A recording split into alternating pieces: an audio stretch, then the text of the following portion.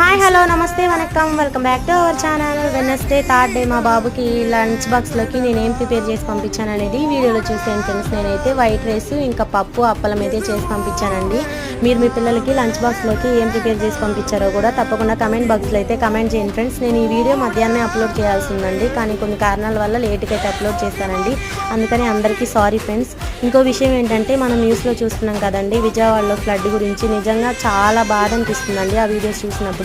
Flood వస్తే పరిస్థితులు ఎంత కష్టంగా ఉంటాయనేది మేమైతే లైవ్లో చూసామండి. చెన్నైలో ఫ్లడ్ వచ్చినప్పుడు మాకు ఇంట్లోకి వాటర్ అయితే రాలేదు, కానీ 3 రోజులు కరెంట్ లేకుండా ఆహారానికి, వాటర్కి, తాగేకి వాటర్కి చాలా కష్టపడ్డామండి. ప్రస్తుతానికి విజయవాడ ప్రజలు కూడా అదే కష్టాన్ని ఫేస్ చేస్తున్నారు ఫ్రెండ్స్.